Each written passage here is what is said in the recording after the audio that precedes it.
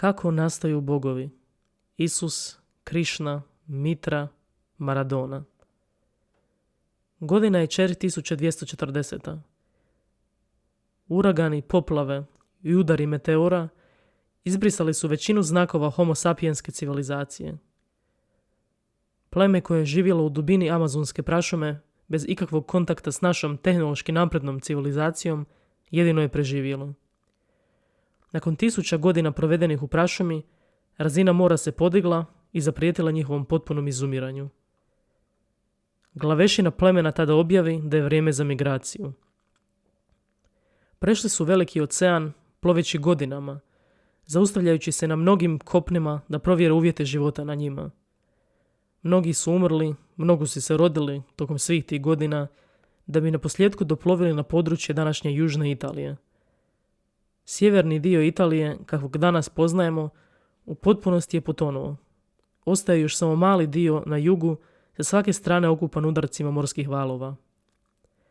Privezali su brodove, te nakon kratkog pješačenja naišli na oazu, današnji Napulj. Uvjeti su se činili pogodni, pa se odlučiše ondje stalno nastaniti. Ugledaše ogromnu stijenu, te odlučiše razbiti i od nje sagraditi nastambu. Jedan od njih zamahne maljem, ali ga netko vriskom zaustavi. Čekaj! Što ti je, što me zaustavljaš? Nešto je na stijeni, neka slika, pogledajte. Cijelo pleme se okupi oko njega i razrogačenih očiju usklikne. To je neko božanstvo. Pred očima mi se ukaza obris crnomanjestog muškarca, guste crne kose, sa uorolom oko glave i oči uprti prema nebu. Ispod murala nešto piše. Pozivaju Stanleya, pra unuka čovjeka koji je bio u selu da snimi dokumentarac za BBC o njihovom plemenu i nikada nije otišao jer je velika poplava 3124. u potpunosti progutala britansko otočje. Stanley prouči napisanu riječ i usklikne. Ovo je božanstvo civilizacije mojih predaka. To je očito. To je pismo koje mi je pradjed prenio. Što piše? Što piše?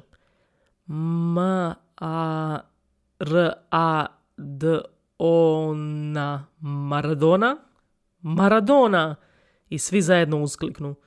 Živio Maradona, živio Maradona! On nas je svojim svjetlom vodio od ove zemlje. Toliko puta nas je gotovo progutao ocean, toliko puta smo mogli umrijeti, ali Maradona nas je vodio k sebi. Tako je, Maradona, Maradona, Maradona. I od tada pa nadalje, mnogo tisućljeća potom, novom civilizacijom nastalom od tog plemena vladao je maradonizam. Kako je Stanley napisao u knjizi Maradonizma, Maradona je bio bezgrešnog začeća, rođen 25. prosinca, počeo propovijedati s 12 godina i umro oko 30. nakon što su ga izdali svi oni kojima je sve dao. Stanleyev pradjed bio je stručnjak komparativne mitologije, tako da je i on, razmišljajući u tom smjeru, preuzeo obilježje za koje je mislio da su sigurno morala pripadati i ovom božanstvu. Godina je 1984. Nakon što se prethodno dokazao kao najbolji igrač nogometa na svijetu i zasijao u klubovima u rodnoj Argentini, Diego Maradona je 1982. nastavio svoju karijeru u FC Barceloni. Iako je s Barcelonom došao do klupskog španjolskog naslova 1983. karmička slagalica njegove argentinske krvi nije bila spojiva s krvlju njegovih povijesnih ugnjetivača. Vrijeme obilježeno svađama, tučnjavama i pogrdnim nazivima od strane barcelonskih navijača nakon 2 sezone bilo je prekinuto. Logičan slijed događaja bio je da najbolji igrač na svijetu bude prebačen u najjaču ligu na svijetu, onu talijansku. Iako bi svaki talijanski klub rado bio upotpunio svoj asortiman s Maradonom, nitko nije bio uporniji od Corrada Verlena, menadžera kluba FC Napoli. Valovi šoka prostrujali su tadašnjim europskim sportskim medijima.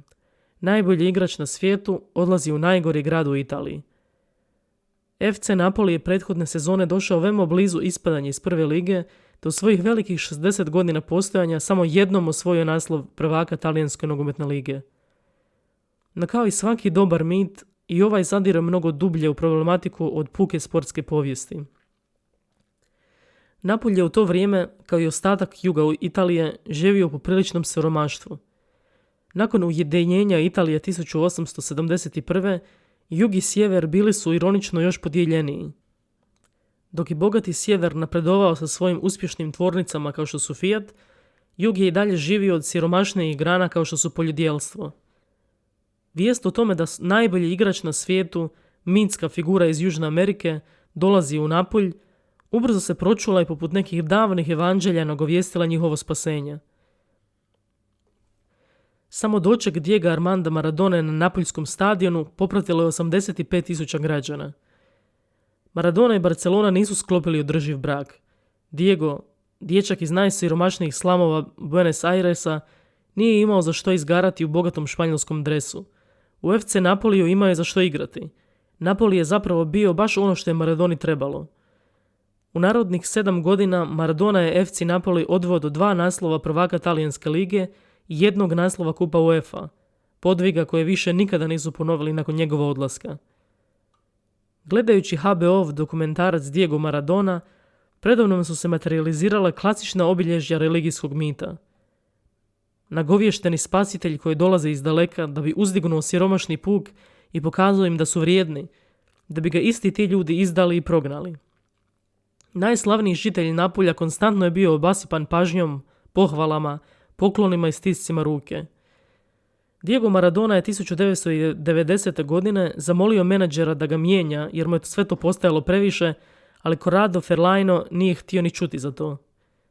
Zašto bi mijenjao igrača koji ih je doveo do 3 velika naslova?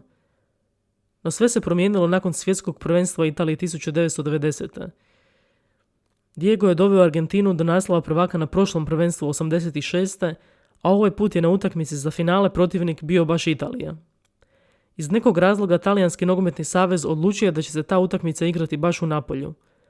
Odluka koja je najvjerojatnije donešena s namjerom da stvori tenzije između napoljskog heroja i njegovih sljedbenika. Ostatku Talijanske lige, ponajviše bogatim klubovima kao što su Juventus i Inter, nije baš bilo drago što FC Napoli, za njih inferiorniji klub, i Južna Italija kao inferiornija Italija, sada vlada talijanskim nogometom i to samo radi jednog igrača.